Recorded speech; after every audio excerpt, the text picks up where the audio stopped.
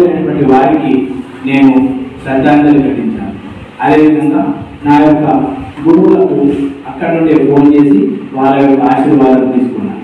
ఇలా మన గురువుకు ఆశీర్వాదం తీసుకోవడం వల్ల మనకు ఆ గురువు యొక్క నుంచి జ్ఞాన సంపద వస్తుంది. ఈ విధంగా ఈ తరతరాల జ్ఞాన సంపద ఒక ప్రాంతం అంటే ఒక జనరేషన్ నుంచి ఇంకొక జనరేషన్కు ఇలా తల్లి వస్తుంటుంది. ఇలా అనాది కాలం నుంచి ఇప్పటి వరకు మనం అనేక రకాల జ్ఞానాన్ని ఆర్జించాం. అదేవిధంగా మనము ఈ యొక్క విద్యకు సంబంధించినటువంటి 2 మాటలు చెప్పుకుంటే, అందులో కరోనా టైంలో మనకు విద్య అనేటువంటి ఆన్లైన్కే పరిమితమైంది అందరికీ తెలిసిన విషయం.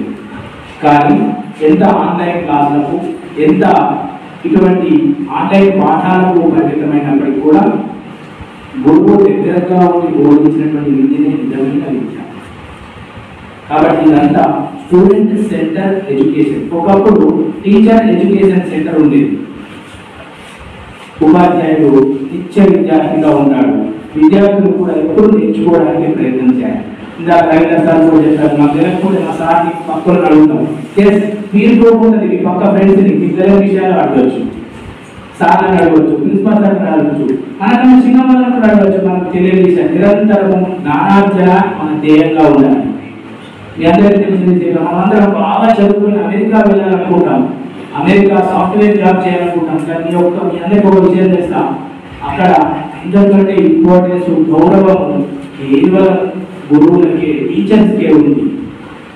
అలాంటి మన దేశానికి చెందినటువంటి ఉత్తమోత్తమైనటువంటి టీచర్ డాక్టర్ సర్వేపల్లి రాధాకృష్ణన్. ఆయన గురించి ఎంత చెప్పినా తక్కువే.